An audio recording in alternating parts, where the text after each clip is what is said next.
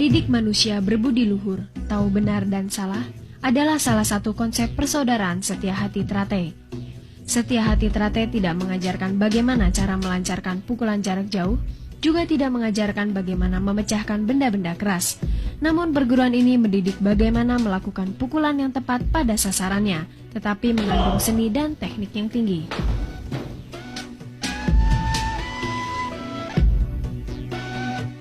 Untuk bergabung ke Setia Hati Trate tidaklah sulit. Usia 9 tahun, sehat lahir batin sudah dianggap sah untuk perguruan ini. Sabuk polos meningkat ke sabuk merah muda dan hijau merupakan jenjang yang mesti ditempuh para anggota pemula, yang disebut dengan calon warga, sebelum masuk menjadi warga.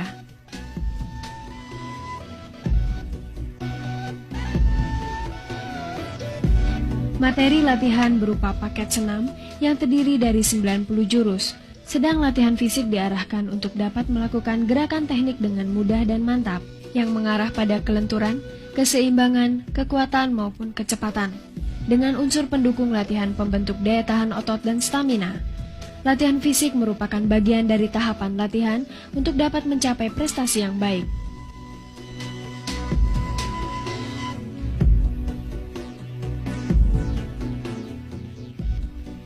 Jika pesilat mempunyai kondisi fisik yang baik, akan dapat mengembangkan prestasi di bidang teknik dan taktik.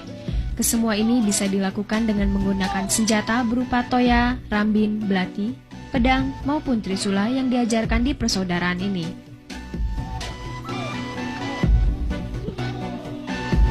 Melalui masa latihan selama 6 bulan untuk tiap sabuk, calon warga ini telah melampaui sabuk hijau akan berakhir di tingkatan sabuk putih.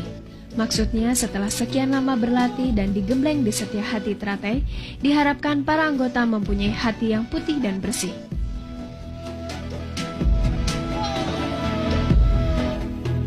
Ujian atau dikenal dengan istilah pendadaran, mengesahkan menjadi warga, dilakukan melalui hiking dari daerah Kresek menuju Padepokan yang berjarak sejauh 15 km, dan selalu dilakukan setiap tanggal 1 Suro.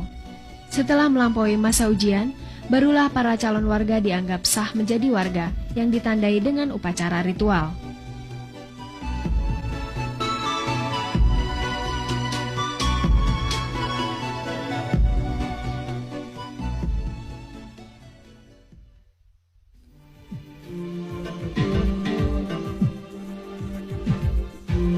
Persaudaraan Setia Hati Trate. Nama organisasi ini menggunakan kata persaudaraan, bukan perguruan.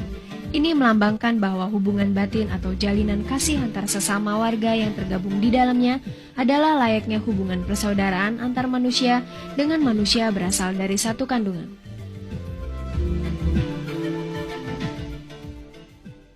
Satu persaudaraan sejati tidak memandang siapa kamu, siapa saya. Latar belakangmu apa, latar belakangku apa.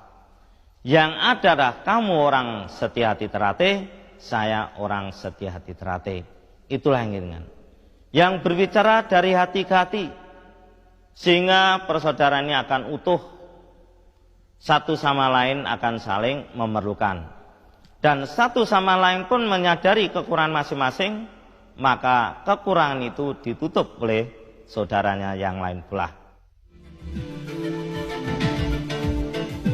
Hubungan persaudaraan yang kekal abadi tidak memandang derajat, agama, suku, ataupun ras.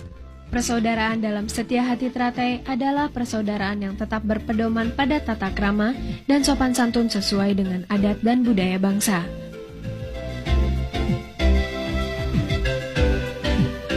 Korelasinya adalah bahwa di dalam tubuh Setia Hati Trate tidak terdapat hubungan antara guru dengan murid. Yang ada hanyalah hubungan antara saudara dengan saudara, di mana saudara yang lebih muda menghargai saudara yang tua. Begitu sebaliknya, saudara tua harus menyayangi saudara yang lebih muda.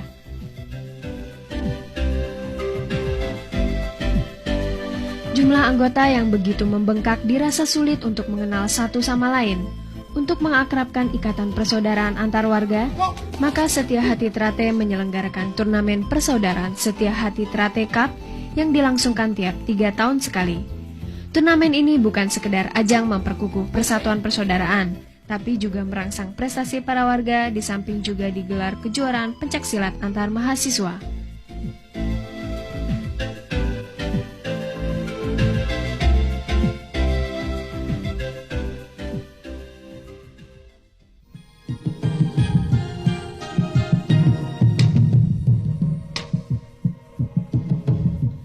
dari sekian banyak atlet-atlet berprestasi di perguruan ini adalah Sutrisno.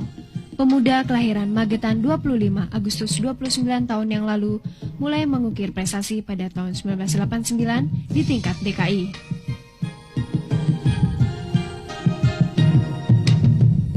Mengaku pertama kali mengikuti pencaksilat atas dorongan dari kakaknya, Sutrisno kini benar-benar jatuh cinta pada olahraga milik leluhur.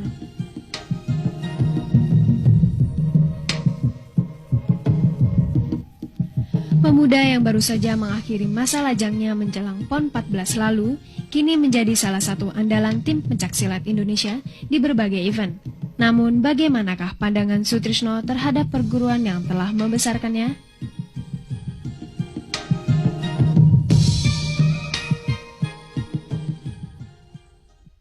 Saya dari pertama sampai sekarang saya tetap orang Esa Terate. Karena saya dari kecil saya ingin jadi seperti pendekar-pendekar Esa Terate yang mendahului saya, karena dia punya prestasi sangat bagus sekali dan sangat terpuji untuk bermasyarakat, khususnya di Madiun. Di seluruh Madiun itu hampir semuanya, dari masyarakat, dari lurah, dari camat, dari bupati, semua tuh hampir semua Esa Terate. Karena mungkin Esa Terate ya karena bagus menurut saya.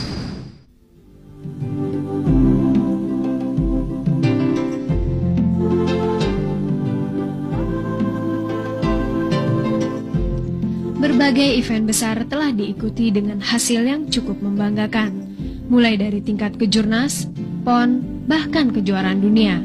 Siapa sangka dari kota kecil Madiun telah lahir pesilat yang membawa harum nama bangsa.